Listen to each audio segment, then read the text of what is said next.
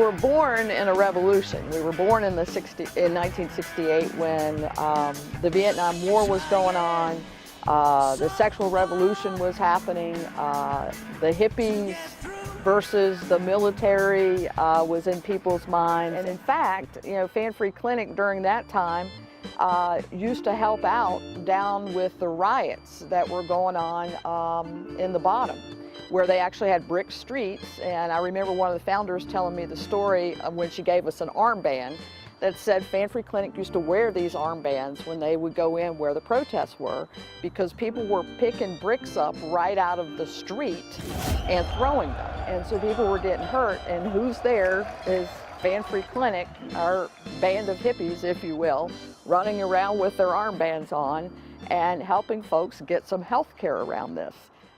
That chaotic kind of beginning, that grassroots beginning, is the fire in the belly for the organization. It's the conscience that helped develop our commitment to social justice, our reason for not only continuing to serve, but also to work in the advocacy field for people who need rights in this country who still to this day don't have them.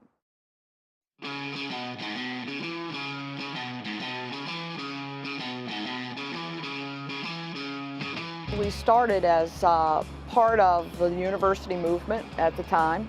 There was not health care for students being offered, and particularly there was not birth control being offered. And we began kind of as a clinic for students, and then once the doors opened, there began to be other folks who came to see us that didn't have health insurance. So we began serving homeless people, people who were just low income, who had work but couldn't afford insurance, and eventually just became a full-blown primary care in those early years. And then of course, when the AIDS pandemic hit in the 80s and the early 90s, Fan Free Clinic was out front.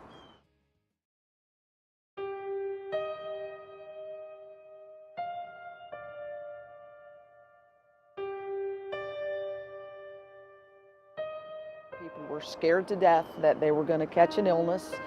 And at that time, you couldn't even find churches that were willing to do funerals. You couldn't find funeral homes willing to embalm bodies. You know, in our history, we have land that was donated to us to bury people. And still on the books, haven't even gotten rid of it now. But one of the things that Fan Free did during that time was to provide, again, a sanctuary for a group of people that society had said, we're scared to death of you, we don't like the behavior you're engaged in, and we're not going to serve you. And Fan Free Clinic wrapped its arms around these folks, and they did it through care teams. They did it through volunteer care teams that would go in and work with HIV and AIDS patients that when they were dying 2 and 3 a week, helping them from everything from preparing meals to bathing them to helping them plan funerals. And of course, many of these folks at that time, their families had also abandoned them. And we had hundreds of these care teams that did this. And the trauma of that alone, just of having volunteers taking care of people who were dying at this rate before the medicines came about, it's just a tremendous part of our legend in this community. And the gay community has not forgotten us for that. We're still very committed to that work. But as time moved on and medications became available, you know, we continued to evolve as an organization as well. And I would say today, you know, besides our HIV and AIDS work, we're still on the cutting edge of the greatest needs of society.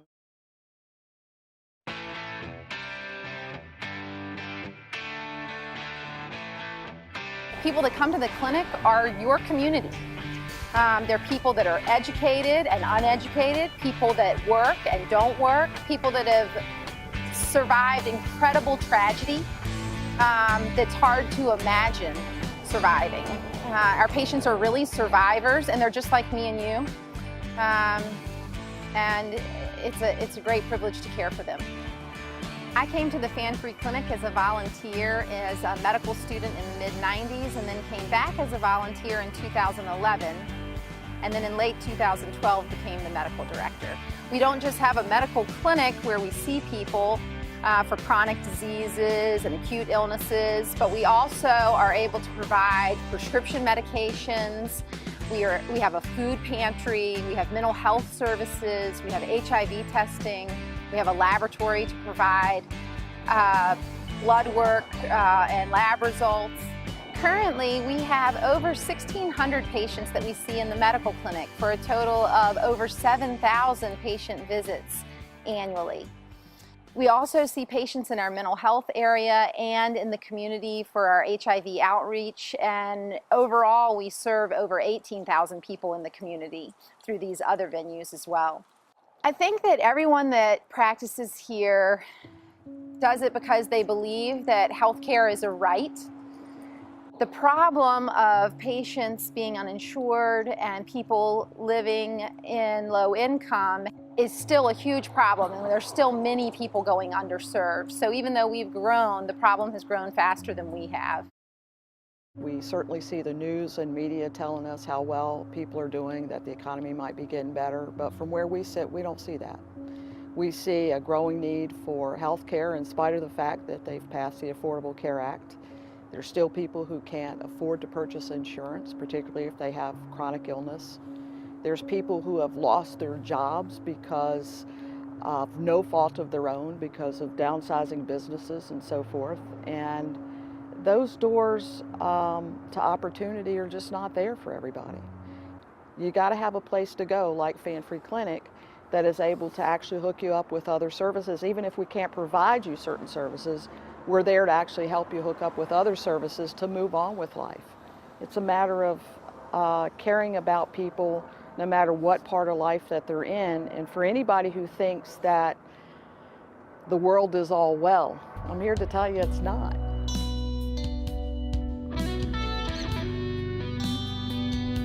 Maybe a decade or so ago, I was incarcerated in prison, and one of the things that I had did while I was incarcerated was to start a HIV peer group in Lewisburg Federal Penitentiary.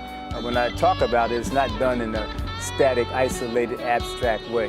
This is HIV, write it on the board, but to talk about, our environment, our lives, society as a whole, how does it play in, you as an individual, as a group in society, and now we're coming down to the bare bones, you, your sexuality, and what you do in your most intimate times with your own life, and making sure that at the end of the day, you're still healthy, hopefully happy, and better off for it. It's always amazing in a scary way how many people just do not know. And sometimes I used to think that maybe it's just because people, shy or just don't want to speak up. You answer, I answer like that. But sometimes I wonder, you're not really knowing or connecting with this basic information. Those in our society who many other entities would not serve, our doors are open to them. We're open to them because they've been left behind for whatever reasons, whether it's poverty, whether it's sexual orientation, whether it's illnesses that no one wanted to treat at a certain time in our history, or whatever reason that we have found convenient to not treat people in our society.